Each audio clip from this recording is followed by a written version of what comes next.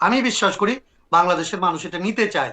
এখন আপনি এই আপনাকে যদি আমি বলি উদাহরণ হিসেবে, অন্যভাবে নিয়ে না, হুম, এই ঠিকানায় মহিউদ্দিন আমাকে কয়দিন ডাকছেন বলেন তো? আমি আমি কয়জন মানুষের কাছে পরিচিত? হুম, হুম, আমি তো মিডিয়ায় যেতে পারি না, আমাকে তো হুম, পত্রিকা জায়গা দেয় না, আমাকে হুম। তো রাজনৈতিক দলগুলি আলাপ করার সময় আমাকে এটা অ্যাবসলিউটলি, প্রাসঙ্গিক মনে অ্যাবসলিউটলি। করে। মনে করি যে ন্যাশনাল ইন্টারেস্টে যে পলিটিক্সটা করা দরকার, হুম, পার্টিগুলিকে আমি তার সাথে আনতে পারি নাই, কিন্তু পিপল এটার সাথেই আছে, পিপল এই কলটার মধ্যে আছে, পিপল বিভাজনটা চায় না। হুম, পিপল মুক্তিযুদ্ধকেও ধারণ করতে চায়, 24-কেও ধারণ করতে চায়, গণতান্ত্রিক বাংলাদেশও চায়, ঘুষ দুর্নীতি চাঁদাবাজি মুক্ত বাংলাদেশও চায়। হুম। পিপল বাংলাদেশের মানুষের ধর্মীয় অনুভূতিকে শ্রদ্ধা করতে চায়, এগুলি হুম, সবগুলিকে একসাথে আসলে ধারণ করে ইনক্লুসিভ একটা বাংলাদেশ চায়। হুম, এরা এই দুইটা রাজনৈতিক দল যেভাবে দুই ভাগে ভাগ করছে, এবং যেভাবে রাজনৈতিক দলগুলি বাকি রাজনৈতিক দলগুলি তাদের সাথে গিয়ে হুম। এই বিভাজনটাকে আসলে সঙ্গত মনে করে তাদের সাথে অংশী হয়েছে, সেইটা আসলে বাংলাদেশের মানুষের অভ্যুত্থানের সাথে, বাংলাদেশের মানুষের আকাঙ্ক্ষার সাথে আসলে সঠিক হয় না। এটা আমি মনে করি যে তাদের সাথে এক ধরনের প্রতারণা করা হয়েছে, এই শব্দটা আমি বলবো না, কিন্তু এই আকাঙ্ক্ষাটাকে তারা আসলে ধারণ করে নাই, তবে আমি এই কি একটা, আকাঙ্ক্ষাটা নেয় তবে নাই। আপনি শেষ হলে আমি এই বললেন আমার জন্যই একটা মনে করি প্রশ্ন। যে আমাদের জায়গাটা এখন আমি ঠিক মনে করি। আচ্ছা, জি, এবার যদি বলেন। আচ্ছা কাবি ভাই, আমরা তো আপনারে মানে একটা রাজনৈতিক শিক্ষক হিসেবে পাই, মানে এটা রাজনীতি বিজ্ঞানের না, বাংলাদেশের রাজনীতির শিক্ষক হিসেবে আপনি বলতেছিলেন যে অনেক সময় যারা মাইনরিটি তারাও আসলে সত্যের জায়গায় থাকতে পারে।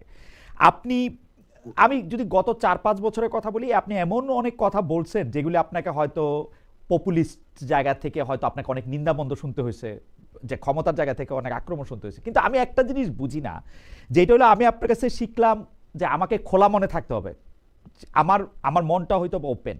কিন্তু আপনি জামায়াতের ক্ষেত্রে বা জামায়াতের জোটে যাওয়ার ক্ষেত্রে যেই মানে আপনার, এটাকে রিজার্ভেশন বলবো না অ্যালার্জি বলবো আমি জানবো না, মানে জানি না, মানে আপনি যে একটা শক্ত প্রতিরোধী ভূমিকা দেখাইলেন, কিন্তু আমি এটা কিন্তু বুঝতে পারি না যে এমন কোন কথা এনসিপি বলছে জামাত বলে নাই, বা জামাত বলছে এনসিপি করে না, মানে এনসিপি আর জামাতের মধ্যে মানে অবস্থানগতভাবে তফাৎটা কি ছিল? যদি আপনি এটা মুক্তিযুদ্ধের প্রশ্ন বলেন, 24 বলেন, 71 বলেন, ধর্মীয় অনুভূতি বলেন, আমি তো এনসিপির সাথে জামায়াতের বড় তফাৎ দেখি নাই।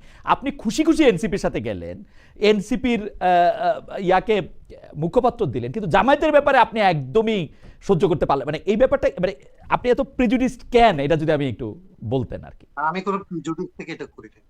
এনসিপি হচ্ছে এখনো পর্যন্ত কোনো পার্টি না, তারা নিজেরা পাবলিকলি ক্লেম করে যে তারা পার্টি, কিন্তু আমাদের সাথে যখন আলাপ করে তখন তারা বলে ইট টু বি টেকেন শেপ, এটা এখনো শেপ নেয় নাই।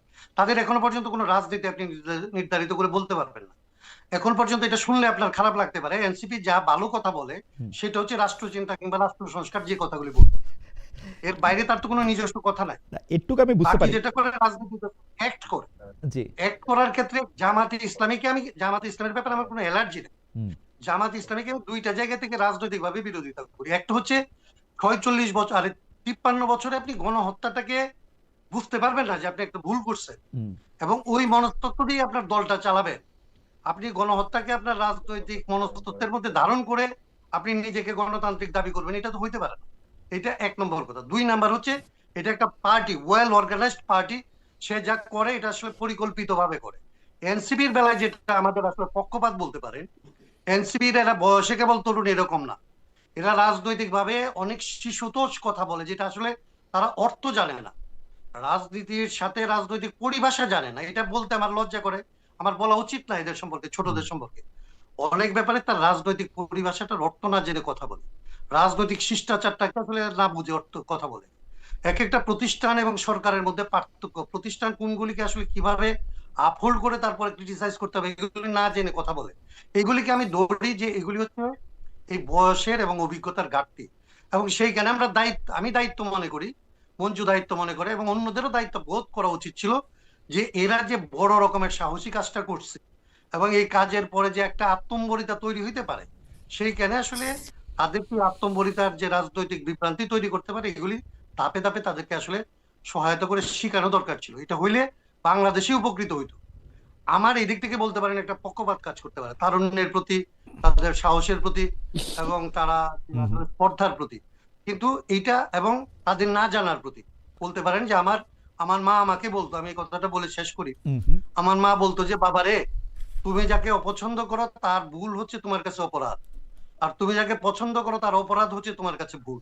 হুম, এটা বলতে পারেন যে আমি যেহেতু এনসিপি কে পছন্দ করতাম, হুম, এনসিপির সাহসটাকে যেহেতু আমি পছন্দ করি, এবং আমি যেহেতু হেড পলিটিক্স এর বাইরে 18 সাল থেকে হুম হুম এই জেনারেশনকে পলিটিক্স এর দিকে আনার চেষ্টা করে গেছি হুম ক্রমাগত, হুম। তো আমার এক ধরনের পক্ষপাত থাকতে পারে, আমি ভুল, হায়রে এদের ডক্টর অপরাধকে হয়তো আমি ইউনূসের ভুল মনে উন্নয়ন, করি, কিন্তু জামাতের অপরাধ এবং হায়রে এদের এটা অপরাধ সংস্কার, না, আমি এইভাবে একেবারে ওইভাবে আমি দেখি না। দেশে এরা এইসব একের বিষয়ে পর এক স্টেপ নেন, দুর্ঘটনা, সিদ্ধান্ত নেন।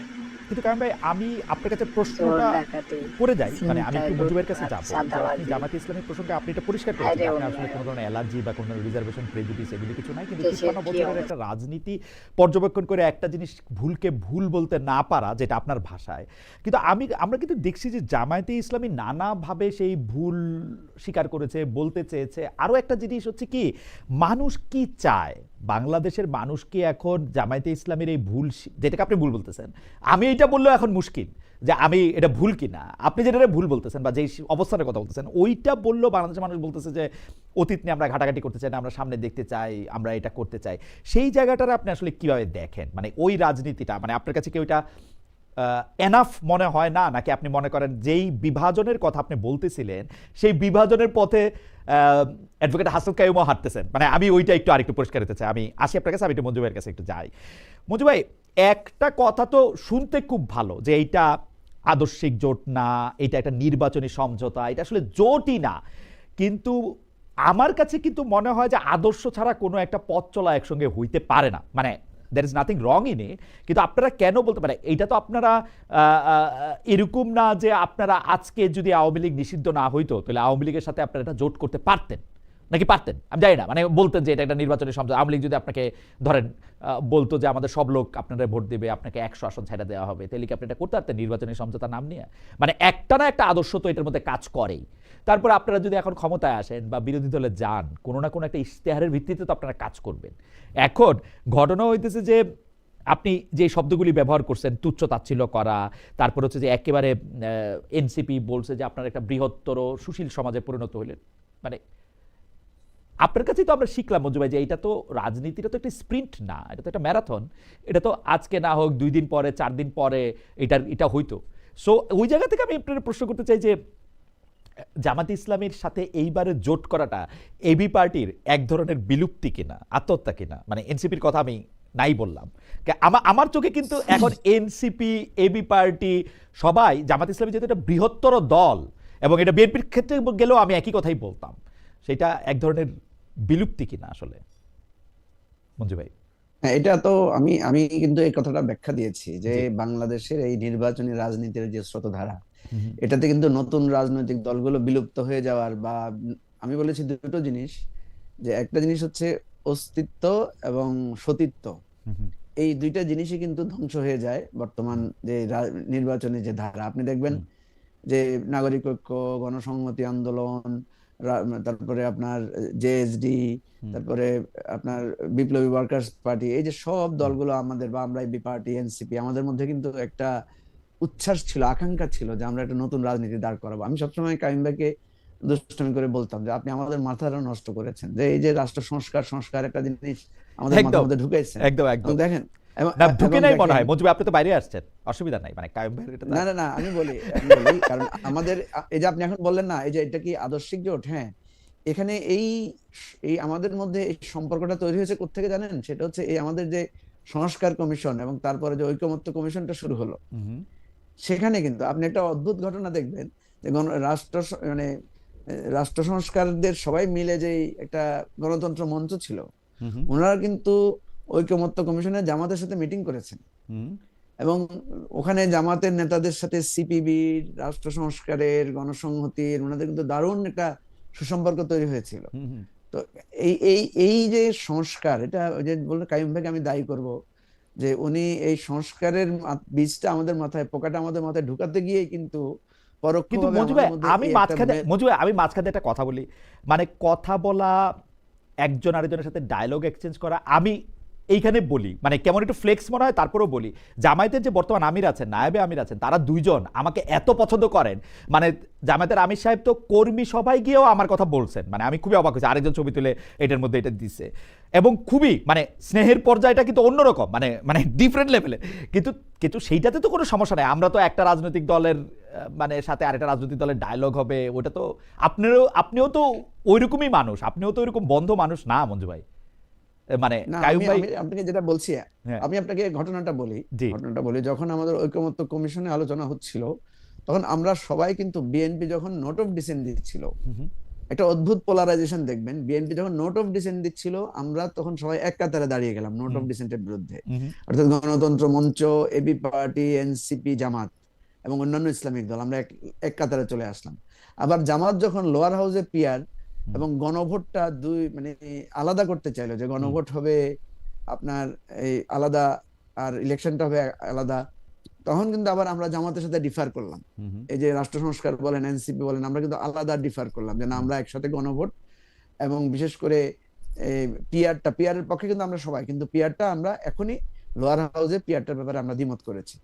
তাহলে দেখেন, জামাতের সাথে বা অন্যান্য ইসলামিক দলের সাথে, ইভেন সব আদর্শবাদী দলের মধ্যে আমাদের একটা মিল আসলো। আমরা কিন্তু বিএনপি কে এমনও হয়েছে যে একদিন একেবারে সবাই মিলে অনুরোধ করেছে যে আপনারা নোট অফ ডিসেন্টটা গুলো সরিয়ে নেন, যেটা কাইম ভাই বললো যে বিএনপি আর একটু উদারতার পরিচয় দিলে আমাদের সংস্কার কার্যক্রম, নির্বাচন আরো আগেই হয়ে যেতে পারতো। তো আমরা এখানে যে জায়গাটা দাঁড়াচ্ছে সেটা হচ্ছে, আমরা কিন্তু দীর্ঘদিন থেকে, কাইম ভাই কিছুটা বলেছেন, আমরা কিন্তু দীর্ঘদিন থেকে নিজেদের মধ্যে এই বিভেদ, যে একজনের সাথে আরেকজন বসবোই না, একজনের সাথে একজন কথা বলবোই না, হুম, এই জায়গাটা থেকে আমরা উঠে এসেছিলাম। হুম, এবং এই মেলবন্ধনটা তৈরি হওয়ার পরে নির্বাচনকে কেন্দ্র করে আমরা দেখলাম যে প্রথম জামাত এবং বিএনপির মধ্যে বিরোধ শুরু হলো। আমরা এই বিরোধ মেটানোর জন্য চেষ্টা করলাম, পরে এই বিরোধে এনসিপিও জড়িয়ে পড়লো। যাই হোক, মূল কথা যেটা আপনি বারবার রেফার করছেন, হুম, সেটা হচ্ছে এখানে কোনো দাড়ি কমা নাই, অত্যন্ত স্পষ্ট হুম, যে একটা নতুন রাজনীতি দাঁড় করানোর জন্য আমরা নিজেরা তৈরি হয়েছি, আমরা নিজেরা একটু অ্যালায়েন্স করার চেষ্টা করেছি। দেখেন, কাইয়ুম ভাই কিন্তু শুধু গণতান্ত্রিক সংস্কার জোট ভেঙে এসেছে তা না, উনি কিন্তু উনাদের তৈরি করা, উনি কিন্তু সেটার প্রধান সমন্বয়কারী বা হুম, মুখপাত্র ছিলেন লাস্ট হুম, গণতন্ত্র মঞ্চ, হুম, সেখান থেকেও তো উনি সরে এসেছেন। হুম, কেন সরে এসেছেন? কারণ গণতন্ত্র মঞ্চ কিন্তু শেষ পর্যন্ত বিএনপির সাথে হুম, কেউ মানে নানাভাবে তারা গিয়েছে, এটাও একটা কারণ হয়তো বা। যাই হোক, হুম, তো আমি যেটা বলছি যে আমরা এবারের যে চেষ্টাটা করেছি এই নির্বাচন ব্যবস্থায়, আমরা সেটা সফল হতে পারি নাই, বা আমাদের একটা ব্যর্থতা আছে, এতে কোনো সন্দেহ নাই। হুম, হুম, আমরা জামাতের সাথে, জামাতের যেই উদ্যোগের সাথে আমরা কেন অ্যালাইন হয়েছি, আমাদের সুস্পষ্টভাবে মনে হয়েছে যে সংস্কার ইস্যুতে হুম, বিএনপির চাইতে জামাত কিছুটা রিজনেবল। এবং এটা কাইয়ুম ভাইও স্বীকার করবেন, কারণ আমরা সংস্কার ইস্যুতে জামাতকে দেখেছি যে তারা সিরিয়াস আছেন, যে কিছু কিছু বিষয়ে তারা যথেষ্ট মানে প্রোগ্রেসিভ লাইন ধরেছেন, হুম, এবং তাদের মধ্যে আমরা যথেষ্ট প্রোগ্রেসিভ মানে প্রসেসে হাঁটার চেষ্টা আমরা দেখতে পাচ্ছি। হুম, কিন্তু দিন শেষে কথা এটা সত্য যে বিএনপি এবং জামাতের যে ওল্ড পলিটিক্স এর যে ধারা, হুম। সেই ধারা থেকে কিন্তু আমরা সরে আসতে চেয়েছিলাম। কিন্তু এখানে দুটো দুর্বলতা, একটা হচ্ছে কাইয়ুম ভাইয়ের মতো অত ধৈর্যশীল দৃঢ় হতে পারি নাই, কারণ কাইয়ুম ভাই একটা বিপ্লবী দল না, থেকে এসেছেন, এক। দ্বিতীয় আরেকটা কারণ বলি আমি আপনাকে, কাইয়ুম ভাইয়ের দলের নিবন্ধন না থাকাতে, হুম, কাইয়ুম ভাইয়ের একটা কিন্তু সুবিধা আছে। হুম, আমাদের নিবন্ধন থাকাতে আমরা কিন্তু 202 দল মিলে আমরা প্রায় 130 জনের মতো প্রার্থীকে আমরা মনোনয়ন দিয়েছিলাম। হুম, পরে পরে এনসিপিও কিন্তু প্রায় হুম। 125 জনের একটা মনোনয়ন দিয়েছে। তো এই রাজনৈতিক ডামাডোল, তারপরে বিভক্তি, তারপরে স্রোতধারায় একটা পর্যায়ে কাছে আমাদের কাছে মনে হয়েছে যে এই নির্বাচনে যদি আমরা মাঝখানে থাকি, তাহলে আমাদের যে অবস্থানটা ছিল, সবাই মিলে থাকলে আমরা দাঁড়াতে পারতাম। ওকে, সবাই মিলে না আসাতে আমার মনে আমাদেরকে সরে পড়তে হয়েছে। সবাই মিলে থাকলে আপনারা দাঁড়াতে পারতেন, সবাই মিলে। তো আমি প্রথম প্রশ্নটার কি একটা লাইনে একটু জবাব দিবেন মঞ্জু ভাই, যে আপনার কাছে কি মনে হয় যে ঠিকই আছে ওই সময়কার এই সিদ্ধান্ত, মানে ইটস ফাইন ওইটা না, ওইটা রাজনৈতিক না, আমি কিন্তু এই জবাব দিয়েছি অনেক আগে। না, এবং আপনি আপনি এক জানেন লাইনে যদি সিপি বলেন, কারণ আমাদের দর্শকরা আবার বলতেছিল যে মঞ্জু ভাই কি এটা সিদ্ধান্তটা ঠিক আছে বললেন না বলেছে, মানে দের ইজ মানে কোনো কিছু এর মধ্যে না, ভুল নাই, মানে এটা ঠিক আছে এর উপলব্ধিটা যদি এক বাক্যে বলতেন আর কি।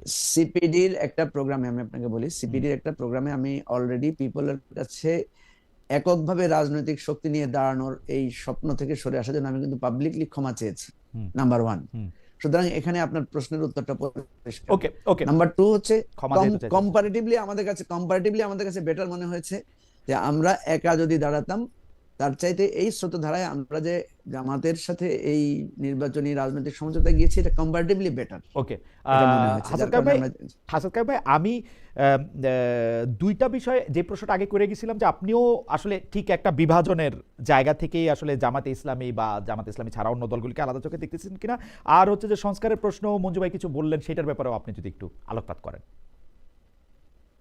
না, প্রথমত যেটা ধরেন বিভাজনের ব্যাপারটাকে যে মঞ্জু যেভাবে বলতেছিল, আপনি যেটা পয়েন্ট আউট করেন, একটা হচ্ছে যে রাজনীতিটা এবং ব্যক্তিগত সম্পর্কটাকে এক করে দেখা। আমি গণতন্ত্র মঞ্চের মধ্যে এই সংকটটা ফেস করতাম। হুম, অনেকেই মনে করে যে একটা রাজনৈতিক দলের নেতার সাথে সম্পর্ক রাখাই হচ্ছে দলের সাথে সম্পর্ক রাখা। হুম, এবং সেখানে রাজনৈতিক প্রশ্নটাকে উজ্জ্বল করে এটা করা হয়।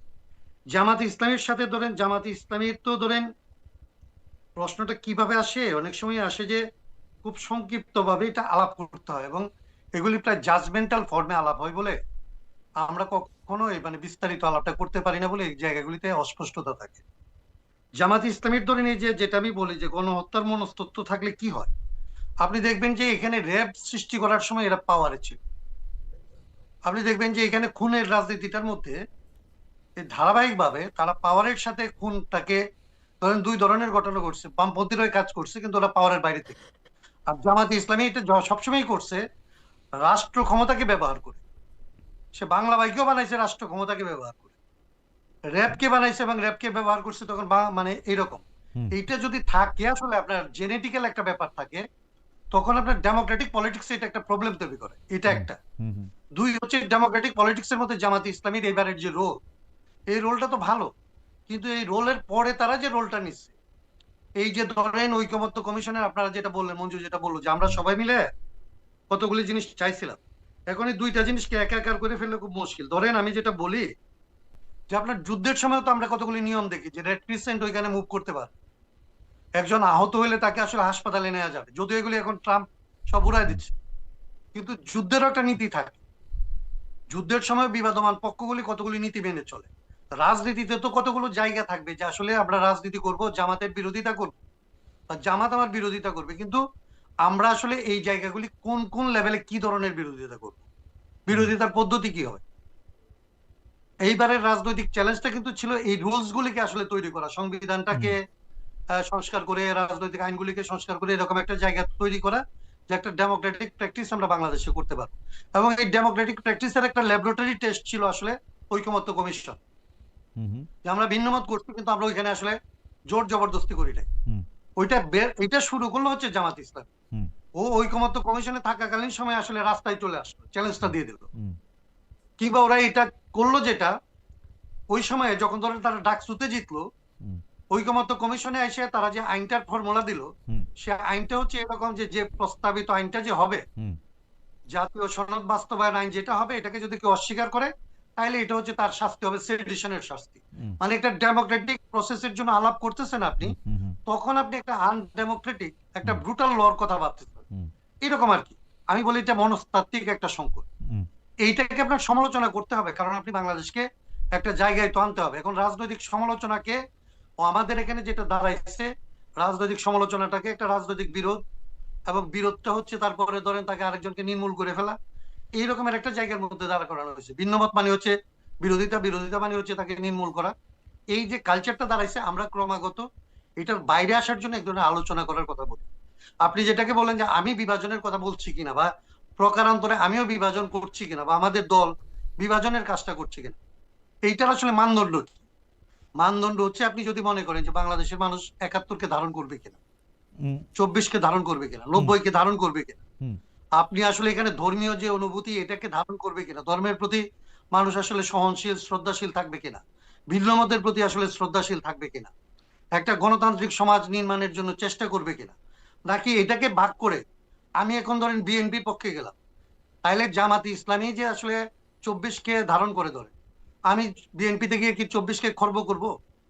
অথবা আমি জামাতে ইসলামীতে গেলাম, গিয়ে গিয়ে আসলে বিএনপি যে ৭১-কে ধারণ করতে চায় এটাকে খর্ব করব? না কিন্তু কিন্তু বাংলাদেশ তো এটা চায় না। কিন্তু মানুষ কিন্তু কাইম ভাই আমি একমুখী হইতে চায়। কিন্তু কাইম ভাই আমি এবং খালি রাজনৈতিক দলগুলো, কিন্তু কাইম ভাই আপনার খালি আমি আমি একটা শেষ করি। জি জি শেষ করেন শেষ করেন রাজনৈতিক দলগুলো যদি জনগণকে বিভাজিত করতে চায়, তাইলে আমার রাজনৈতিক দায়িত্ব হচ্ছে আসলে এই যে বিরোধিতাটা, বিভাজনটা রাজনৈতিক দলগুলি করতেছে, এই রাজনৈতিক দলগুলি যে জনগণের ঐক্যের কথা বলে আসলে জনগণকে যে তার স্বার্থের বিপক্ষে নিয়ে যাইতেছে, এই কথাটা যদি আপনি বলা বাদ দেন, তাহলে আপনার এখানে কোনো আশাই থাকবে না ঐক্যের।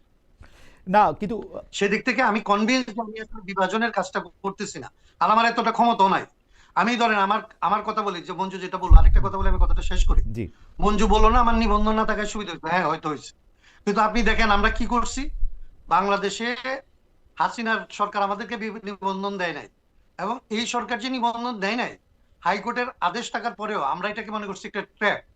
আমাদের কাছে মনে হয়েছে আমরা যদি নিবন্ধনের ব্যাপারে সিরিয়াস হই, তাহলে বাংলাদেশের সমস্ত রাজনৈতিক দল এবং বুদ্ধিজীবীরা আমাদের যে নিবন্ধন পাওয়া উচিত এটার পক্ষে দাঁড়াবে, এবং এটার পক্ষে যদি আমি দাঁড়াই, তাইলে এখানকার নির্বাচন কমিশনের ভেতরে যারা আছে, আজকে যারা নির্বাচনটাকে পেছানোর জন্য নির্বাচন কমিশনে তাকে বাইরে উস্কানি দেয়, তখন তারা আসলে নির্বাচনটা পেছানোর কাজ করবে। আমরা আত্মহত্যা করছি দলীয়ভাবে, আমাদের দলের ৭৫ জন প্রার্থী ছিল, আমরা আত্মহত্যা করছি দলীয়ভাবে যে জাতীয় স্বার্থে নির্বাচন কমিশনকে আমরা বিতর্কিত করতে চাই না, পাবলিকলি আনতেই চাই না এই প্রশ্নগুলি। এখন এইটা হচ্ছে আমাদের রাজনৈতিক ধারা। আপনি এটা ভুল বলতে পারেন, আপনি মনে করতে পারেন যে আপনি রাজনৈতিক দল কোনোদিন করতে পারবেন না, আপনি রাজনীতি করতে পারবেন না, আপনি সফল নেতা হইতে পারবেন না, মেবি। বাট আমরা মনে করি জাতির কাছে এটা আমাদের দায়িত্ব। আমি যদি রাজনীতি করি, আমার ব্যক্তি স্বার্থের চাইতে, দলীয় স্বার্থের চাইতে জাতীয় স্বার্থকে প্রাধান্য দিয়ে জাতির স্বার্থে কাজ করাটাই আমি রাজনীতি মনে করি, মানুষের স্বার্থে কাজ করাটাই রাজনীতি মনে করি। ভুল বলতে পারেন আমার। আমি একটু ছোট করে আপনার কাছে জানতে চাইবো যে আপনি তো আসলে রাজনীতি করেন মানে যে আমাদের বাংলাদেশের যারা মানুষ আছে তাদের নিয়ে আপনি রাজনীতি করেন। বাংলাদেশের সাধারণ মানুষের নিয়ে বা বাংলাদেশের মানুষের নিয়ে আপনি যখন রাজনীতি করেন, তখন তো আপনাদের বাংলাদেশের মানুষকে রিড করার বা পড়ার কি চাইতেছে সেইটারও একটা আমি তো স্পষ্ট দেখতে পাচ্ছি যে বাংলাদেশের সাধারণ মানুষ অ্যাডভোকেট হাসনাত কাইয়ুমের কথা শুনতেছেন না। অ্যাডভোকেট হাসনাত কাইয়ুমরে হয়তো কাজে লাগাইতেছেন বিপ্লবের জন্য, অ্যাডভোকেট হাসনাত কাইয়ুমরে হয়তো কাজে বাংলাদেশের সাধারণ মানুষ হাসনাত কাইয়ুমরে শুনতে চান না। বাংলাদেশের সাধারণ মানুষ কোনো যেই কথাগুলি শুনতে চান সেই কথাগুলি শোনার লোক কিন্তু মানে বলার লোক কিন্তু আছে রাজনীতিতে। মঞ্জু ভাইয়ের কথা হয়তো এখন শুনবেন, মঞ্জু ভাই এখন ঠিক জায়গায় আসছেন, এখন জামায়াতে ইসলামী বা বিএনপির কথা হয়তো শুনবেন, এতদিন মঞ্জু ভাইয়ের কথাও কিন্তু শুনেন নাই। তো এই যে না শুনতে, এইটা কি আসলে ঠিক হইতেছে কাইয়ুম ভাই? মানে আপনি হয় আপনার পলিটিরে এডুকেট করবেন অথবা তার ভাষায় আপনি তার কথা বলবেন, আপনি একটা আলাদা একটা জায়গা নিতেছেন কিনা কাইয়ুম ভাই? না না না, আপনি আমাকে একটা ছোট মানুষকে অনেক বড় করে দেখতেছেন। আমার কি ক্ষমতা আছে? আমি যখন আসলে 2013 সালে সংবিধানের সংস্কারের কথাটা তুলি, তখন তো আমার বন্ধু বান্ধব আমাকে নিয়ে হাসাহাসি করছে, বলছে যে এই বাংলাদেশে হাইকোর্টের অ্যাডভোকেটরা সংবিধানটা ঠিক মতো তোর কথা অনুযায়ী বুঝে না, তো তুই বাংলাদেশে পলিটিক্সটা করবি হচ্ছে সংবিধানের ভিত্তিতে। আমি দেখছি কি, আমি এই জায়গায় আশাবাদী যে আমি 12 বছর 13 বছর ধরে একটা ছোট্ট গ্রুপ কি গণতান্ত্রিক সংবিধান আন্দোলন করে, তারপরে রাষ্ট্র চিন্তা করে, তারপরে জনগণের চাপে বাধ্য হয়ে রাজনৈতিক দল গঠন করার চেষ্টা করে রাষ্ট্র সংস্কার আন্দোলন করে মঞ্জুদেরকে আমরা পাইছি না সাথে, অন্যদেরকে পাইছি না, তারা তো সংস্কারের কথাটা নিচ্ছে। তার মানে আমি এটা বিশ্বাস করি যে আমার 12 বছর লাগছিল এটা করতে, আমি এটা বিশ্বাস করি যে মঞ্জুরা ওরা তো করার পরে 2 দিনের মধ্যে ওর উপলব্ধি হচ্ছে যে এটা আসলে ঠিক করে নাই, এবং আমি বিশ্বাস করি 2 বছরের মধ্যে বাংলাদেশের মানুষ, আমি যে জায়গাটায় দাঁড়াইছি, এই রাজনৈতিক দলগুলির অনেকে এই জায়গাটায় দাঁড়াইতে হবে। আমি শুধু প্রশ্নটা করে রাখি, মঞ্জু ভাই অনেক কিছু বলার জন্য জি জি জি জি। পিপলের সাথে এখনো পর্যন্ত রাজনীতির সেতু বন্ধনটা হয় রাজনৈতিক দলগুলি দিয়ে। আমাদের দেশে আমরা রাজনীতি, আমি আমার সীমাবদ্ধতাটা আমি আপনাকে বলি, আমরা যখন হাসিনার আমলে রাষ্ট্র সংস্কারের কথা বলছি, তখন আমাদের একটা প্রকল্পের একটা অংশ ছিল যে আমরা রাজনীতি সংস্কারের কথা বলবো, রাজনৈতিক দল সংস্কারের কথা বলবো। তো আমরা হিসাব করে দেখছি হাসিনার আমলে যদি আমি রাজনৈতিক দল সংস্কারের কথা বলি, রাজনীতির সংস্কারের কথা বলি, তাহলে এটা আমাকে মানুষ মনে করবে, আমাদেরকে এইভাবে পড়বে যে আমরা হাসিনার দালাল হিসাবে রাজনৈতিক দলগুলি সমালোচনা করতেছি। আমাদের কাণ্ডজ্ঞান দিয়ে মনে হয়েছিল হাসিনার বিরোধিতা করতে যায় বিএনপির বিরোধিতা করা অন্য রাজনৈতিক দলগুলির বিরোধিতা করার সময়টা না। আমি এখন আমাদের যদি আসলে আমরা আমাদের রাজনীতিটা এখন যদি ধরেন এই নির্বাচনের পরে আমরা বাংলাদেশে যদি রাজনীতিটা করতে পারি, তাহলে দেখবেন যে আমি অর্থনৈতিক সংস্কারের উপরে ফোকাস করতে পারি নাই, রাজনীতির সংস্কারের উপরে ফোকাস করতে পারি নাই, আমরা কেবল সংবিধান এবং আইনের উপরে ফোকাস করছিলাম। এই 3টা জিনিস মিলে যদি বাংলাদেশের রাজনীতিটা আমরা দাঁড় করাইতে পারি, যেটা নিয়ে মঞ্জুদের সাথে আমরা অনেক আকাঙ্ক্ষার কথা বলছি, উচ্চ আশার কথা বলছি, আমি বিশ্বাস করি বাংলাদেশের মানুষ এটা নিতে চায়। এখন আপনি আপনাকে যদি আমি বলি উদাহরণ হিসেবে, অন্যভাবে নিয়ে না, এই ঠিকানায় মহিউদ্দিন আমাকে কয়দিন ডাকছেন বলেন তো? আমি কয়জন মানুষের কাছে পরিচিত? আমি তো মিডিয়ায় যেতে পারি না, আমাকে তো পত্রিকা জায়গা দেয় না, আমাকে তো রাজনৈতিক দলগুলি আলাপ করার সময় আমাকে প্রাসঙ্গিক মনে করে। কারণ আমরা হচ্ছে যে খুব বেশি পপুলিস্ট, পিপলকে আমি কিভাবে দায়িত্ব করব? আমি তো পিপলের কাছে যাই না। রাইট, খুব বেশি পপুলিস্ট। কিন্তু আমি একটা প্রশ্ন করে রাখি, কারণ আপনি যেগুলিকে সংস্কার বলতেছেন, যেগুলো আমাদেরকে খুব নাড়া দিতেছে, এগুলি দিয়ে আসলে সাধারণ মানুষের অনেক চিন্তা আছে কিনা?